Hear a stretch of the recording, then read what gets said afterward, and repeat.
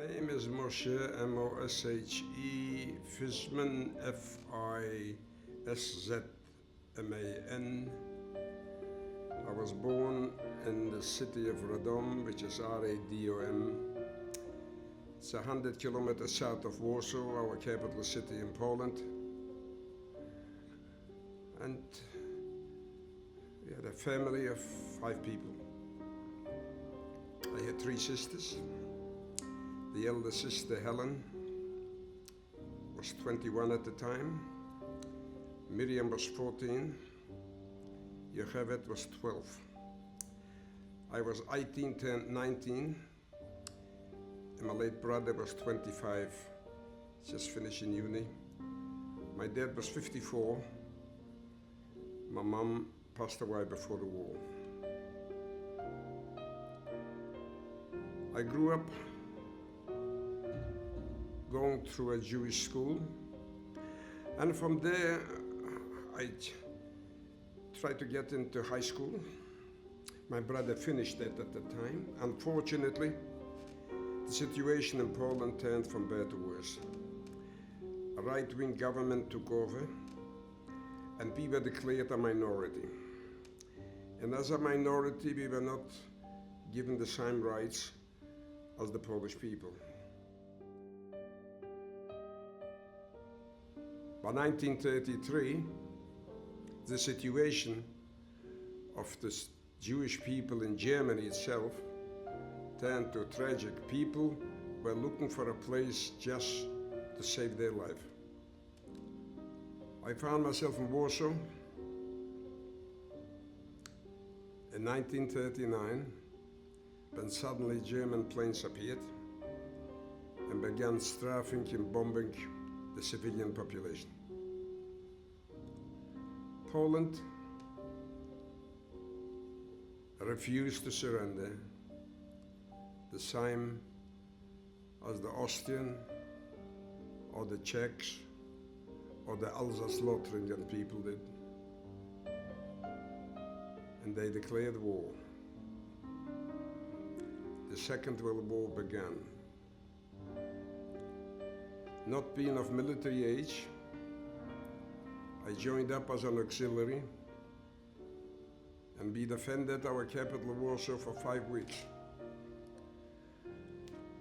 We drank boiled water from the Vistula River and ate potatoes in their skin. But we knew that the minute we are going to surrender, something bad is going to happen to us. After 5 weeks, the mayor of the town, Starzyński, having to look after 1.5 million civilian population, decided to surrender. After signing the surrender papers, he was taken out and executed. An army of green-cladded savages moved in into our country, and terror began. The Polish people were declared as slaves. As far as the Jewish people are concerned, we were on the bottom of the ladder. We were declared as subhumans, as they called us Untermenschen.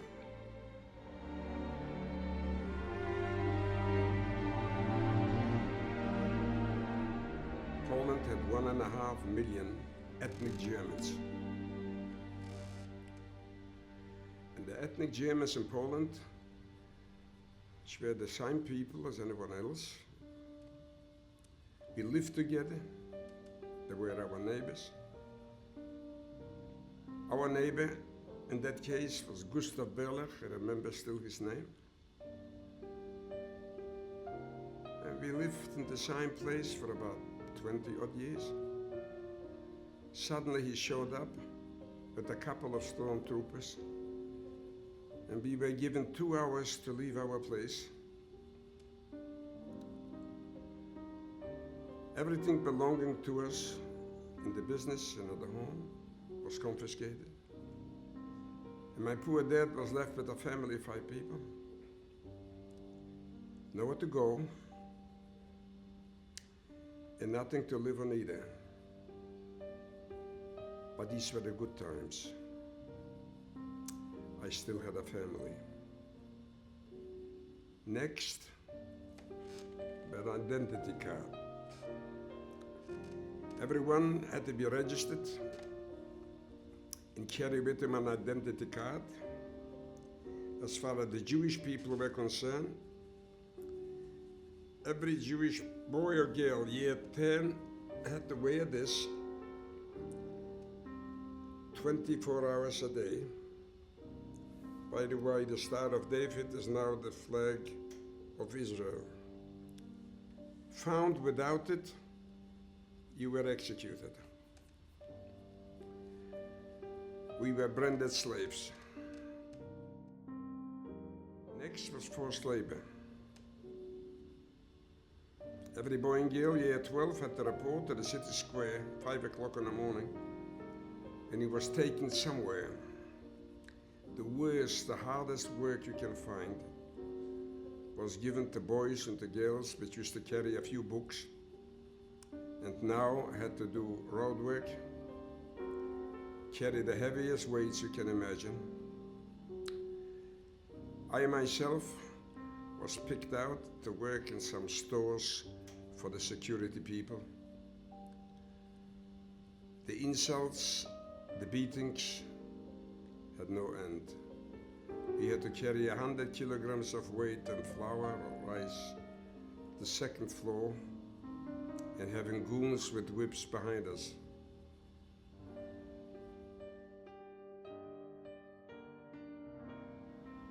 Every morning, when we had to go to forced labor, we could find outside dead bodies of old people, children, or people who could not manage at all or it didn't work on the outside. We somehow organized an additional apple or a piece of bread. To imagine that there were people standing in the ghetto and selling a single slice of bread to change it into a bit of milk or a bit of cheese or whatever. It is incredible because people cannot believe that. By 1942, we lost 5,000 people out of 30 were already dead. Returning from home at work at midnight, loudspeakers. Everyone has to report to the city square within 3 hours. You're allowed to take 10 kilograms of weight with you. What can I take? What can we take? Everything else was bartered or sold. And I remember my late father selling his wedding rings for a couple of loaves of bread.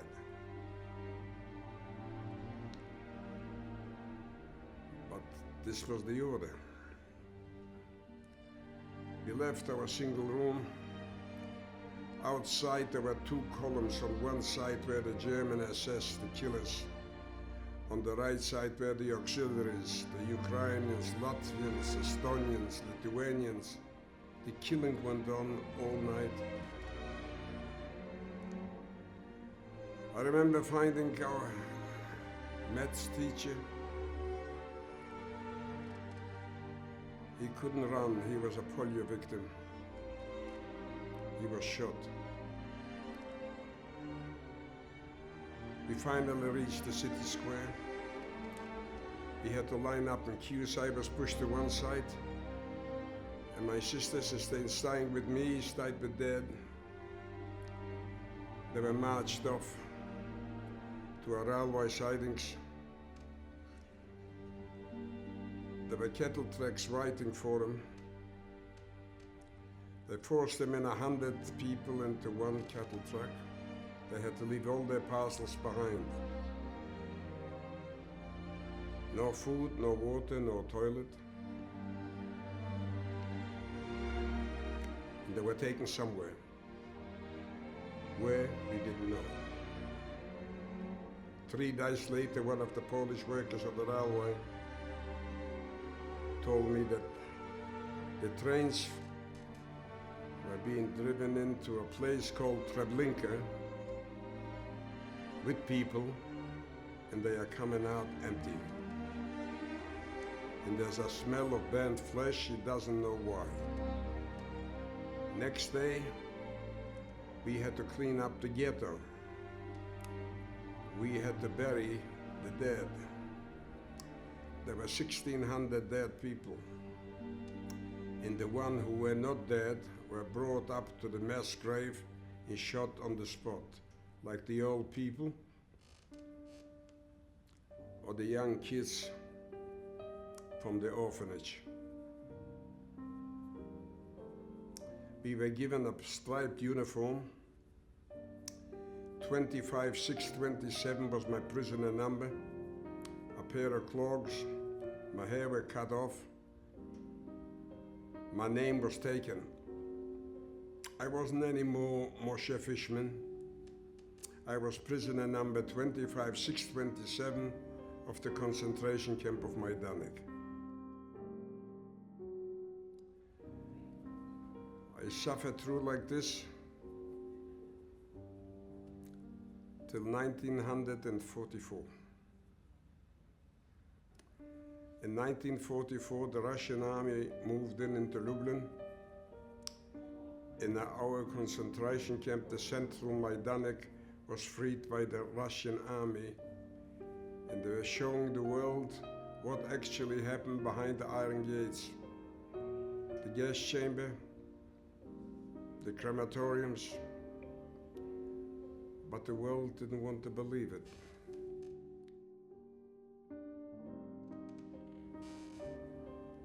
By 1944, we were taken on a dead march for 6 days.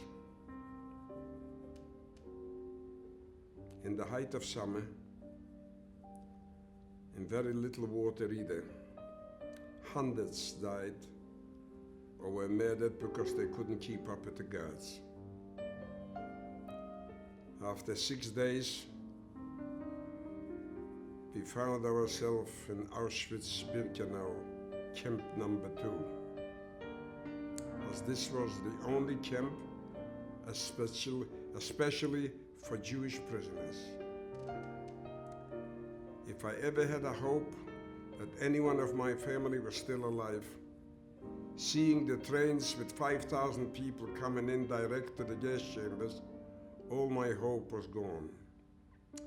The smell of the burnt bodies, even today, I can't bear a barbecue.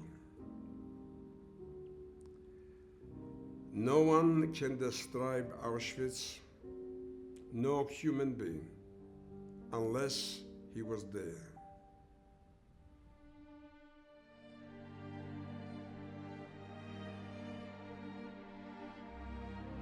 People had to pray to somebody in the last seconds of their lives. They prayed to God in all the languages from the whole of Europe. And there was nothing they could do otherwise.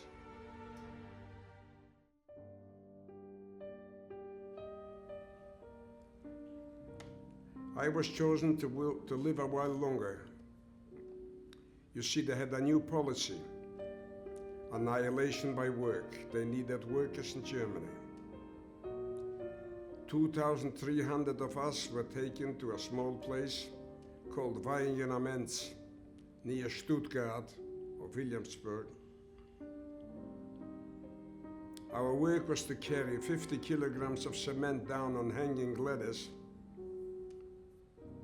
70 meters from the top to the bottom of the quarry. We were building some rocket factory for Messerschmitt. By March 1945, 300 of us were fit enough to be taken to our last concentration camp of Dachau. Arriving there, we were given new numbers, 150,321 was my new prisoner number. We stayed in Dachau for around 3 weeks. A couple of days before the liberation of Dachau by the 7th American Army, every Jewish prisoner was taken out and marched out in the last place to go, which was the Tyrol Mountains. This was wintertime, April. You can imagine how cold it was in the mountains. And these pajama-like suits don't keep you warm at all. How many died up to there until we hit the Austrian border? I don't even want to guess. When we hit Austria, Seefeld to be exact, the Americans bombed the railway lines. We couldn't go any further. They transferred us back over the border into Germany in an open carts. We were laid around near a lake, zeroed in the machine guns, and I thought that this is the end. I was lucky up to then. A German woman showed up. I don't know up till today who she was. Was she that commandant's wife or was she someone else? I looked for her for the last 60 odd years. She knelt before him, not to kill us, because the Americans are already in Garmisch-Partenkirchen, which is not far away. At the beginning he kicked her away, and then suddenly he changed his mind. He asked for one of us to tell us that we have to lie in the snow for the rest of the day because they wanted to get away, so they were worried about us attacking them. That was the last day of April. On the 1st of May, 1945, I was a free man for the first time after 5.5 years. 48 kilograms of me. An American unit of the 7th Army found us. We got the first ejections, and we were taken then to the hospital, where I lived there for over 2 months on fluids, because whoever got stuck into solid food passed away. We were 3 days without food already. We ate snow.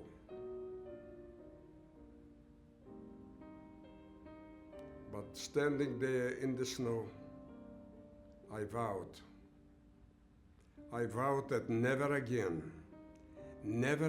is the nice democratic world going to stand by and watch 1.5 million babies being slaughtered by the German bandits.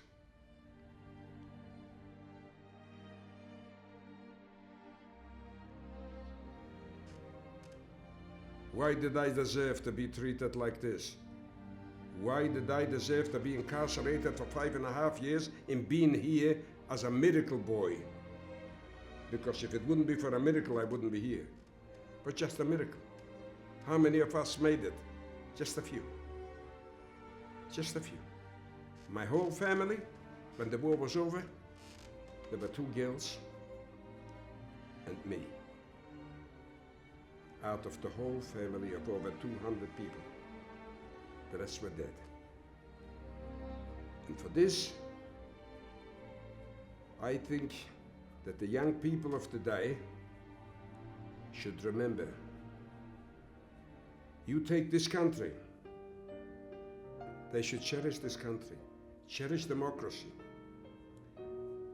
We might not be the best country in the world, we might have all our faults, but remember that the alternative are concentration camps and killing fields.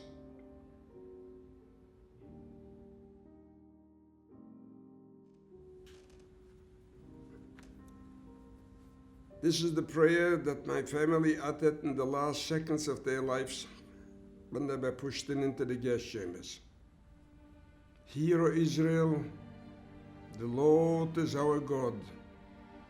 The Lord is one. Thank you.